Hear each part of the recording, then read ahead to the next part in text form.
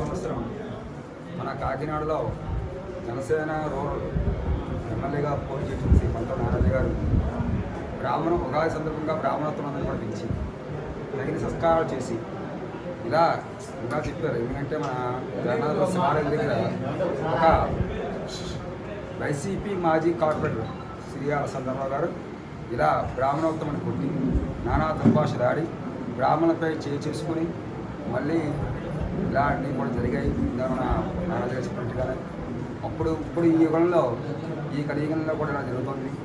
కనుక బ్రాహ్మణోత్తములనే కాకుండా ప్రజలందరినీ కూడా చాలా మంచిగా ఆదరణగా చూసి పార్టీ మన జనసేన పార్టీ జనసేన పార్టీ నుంచి పోటీ చేస్తున్న నారాజు గారిని అఖండ విజయంతో మీరందరూ కూడా గెలిపించాలని నేను మరీ కోరుతున్నాను.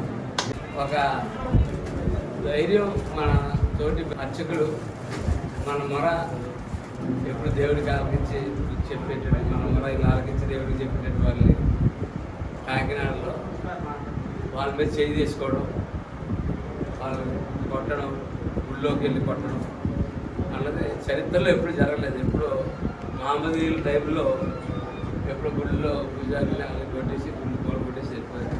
తర్వాత ఆ విధ్వంసకాండ కాకినాడలోనే జరిగింది. ఆ ధైర్యం మేము యుద్ధం మేము ఉన్నాము మీకు చెప్పడానికే ఈవేళ అర్చకులు అందరినీ పిలిస్తే ఒకరిని పిలిస్తే మేము ఉన్నాం ధైర్యం, మీరు ధైర్యంగా ఉండండి, మేము మీకు అండగా ఉన్నాం, మిమ్మల్ని మేము గౌరవించుకోవడానికి మేము సిద్ధంగా ఉన్నాం అని చెప్పి ఈ రాష్ట్రంలో ఉన్న అర్చకులందరికీ కూడా చెప్పడానికి ఇవాళ ఈ కార్యక్రమం